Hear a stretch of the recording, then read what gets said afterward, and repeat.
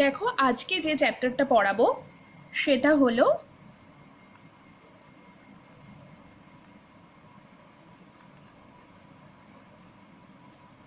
Logic gate.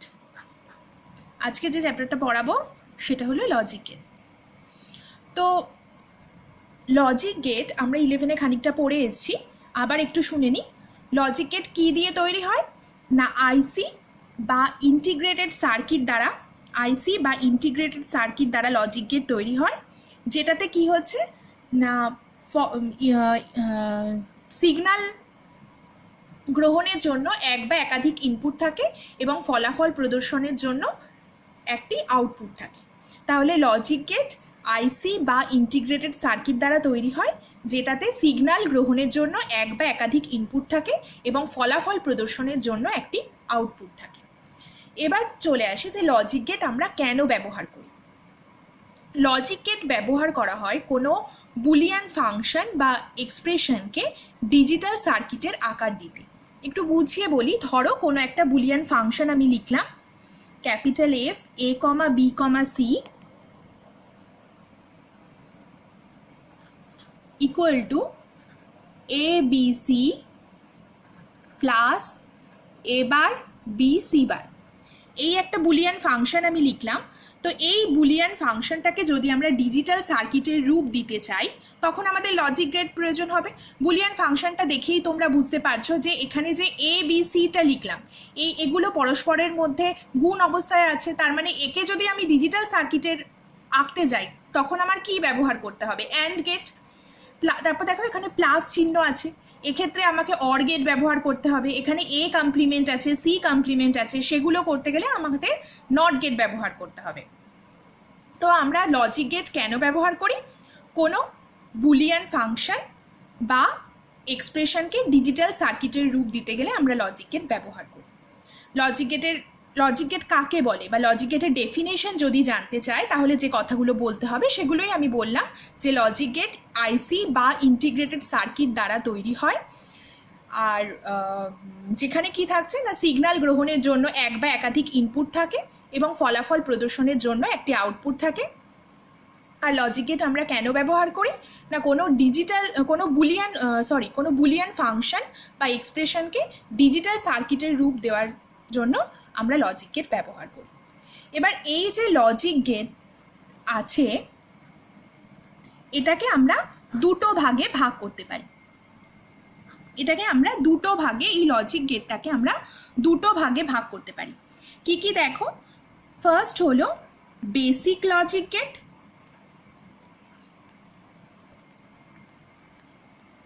আরেকটা হলো compound logic gate.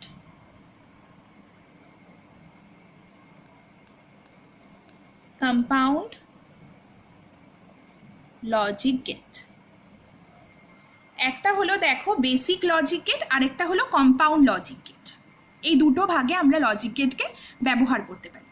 Basic logic gate কোনগুলো না, যেগুলোর সাহায্যে আমরা বুলিয়ান বীজগণিতের মূল তিনটি অপারেশন বুলিয়ান বীজগণিতের কি কি, একটা হলো গুণ, যোগ আর পরিপূরক। যে লজিক গেটগুলোর সাহায্যে আমরা বুলিয়ান বীজগণিতের মূল তিনটি অপারেশন সম্পন্ন করতে পারি তাদের বলা হচ্ছে বেসিক লজিক গেট। তো খুব স্বাভাবিকভাবে দেখেই বুঝতে পারছো যে গুণ আমরা কোন লজিক গেটের সাহায্যে সম্পন্ন করতে পারি, অ্যান্ড গেট। যোগ আমরা কোন লজিক গেটের সাহায্যে করতে পারি, অর গেট। আর পরিপূরক আমরা কোন লজিক গেটের সাহায্যে করতে পারি, নট গেট। কমপ্লিমেন্টটাকে কিন্তু বলছে এখানে পরিপূরক। তাহলে যদি বলে বেসিক লজিক গেটের উদাহরণ দাও তাহলে হবে অ্যান্ড, অর আর নট গেট। এবার চলে আসি দেখো কম্পাউন্ড লজিক গেট। ফার্স্টেই শুনে নেব যে কম্পাউন্ড লজিক গেট কাকে বলে। যে লজিক গেটগুলো এক বা একাধিক বেসিক লজিক গেটের সমন্বয়ে তৈরি হয় তাদের বলা হয় কম্পাউন্ড লজিক গেট। আরেকবার বলি, যে লজিক গেটগুলো এক বা একাধিক বেসিক লজিক গেটের সমন্বয়ে তৈরি হয় তাদের বলা হয় compound logic gate.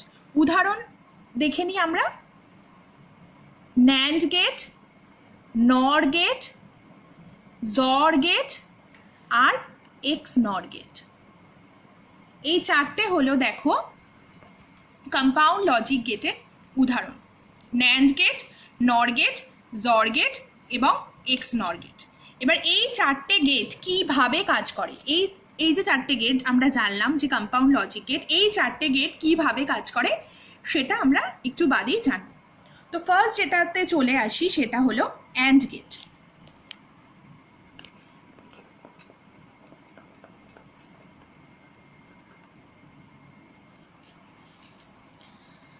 And get জানো যে অ্যান্ড গেটের মাধ্যমে আমরা গুণ অপারেশন, বুলিয়ান বীজগণিতের গুণ অপারেশন সম্পন্ন করি।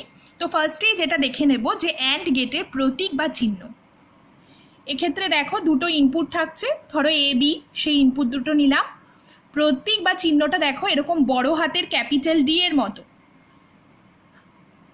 ক্যাপিটাল এফ হলো output, capital F equal to A into B. এক্ষেত্রে ইনপুটগুলো গুণ অবস্থায় থাকে, সেই কারণে আউটপুটটা হলো capital F equal to A into B. এবার দেখে নেব অ্যান্ড গেটের ট্রুথ টেবিল বা সত্য সারণী।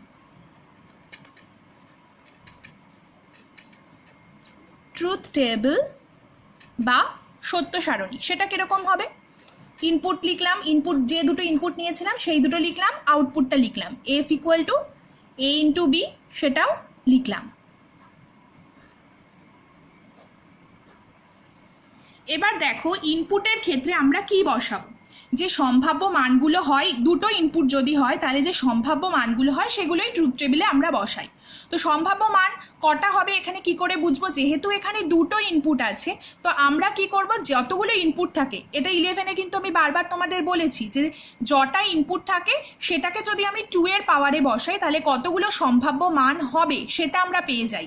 এখানে রয়েছে দেখো দুটো ইনপুট রয়েছে, তো 2 এর পাওয়ারে যদি আমি বসাই 2 টু দি পাওয়ার 2 তাহলে হয় 2 স্কোয়ার মানে 4 হয়।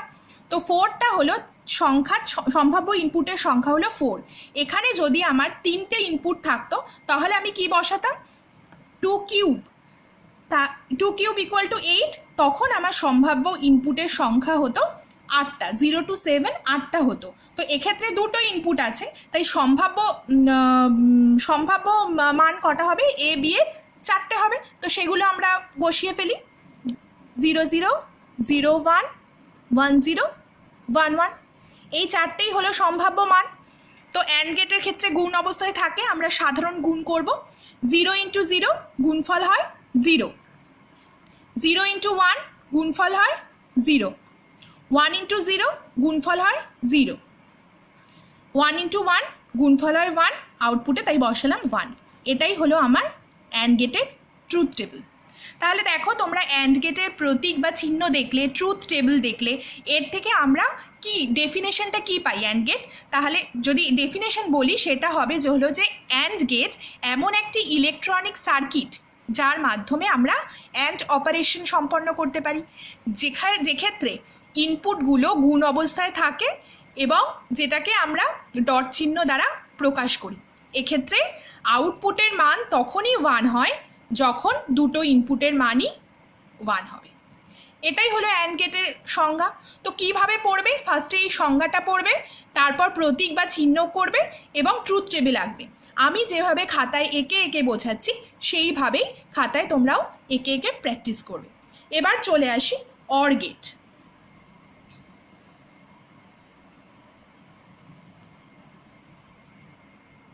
অর গেট, অর গেটের একই রকমভাবে, অর গেট জানো যে অর গেটের মাধ্যমে আমরা যোগ অপারেশন সম্পন্ন করি। অর গেটের প্রতীক বা চিহ্নটা আগে দেখে নিই কীরকম হবে।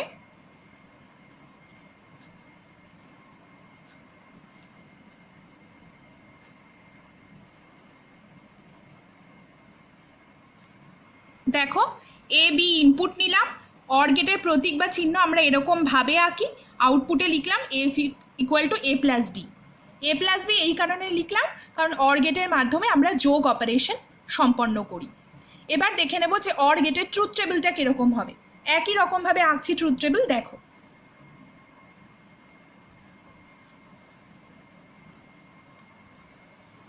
অর গেটের ট্রুথ টেবিল।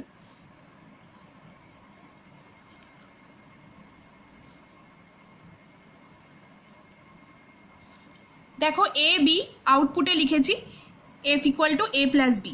ফার্স্টে এ বি এর সম্ভাব্য মানগুলো বসিয়ে নিই। 4টে সম্ভাব্য মান 0 0 0 1 1 0 1 1।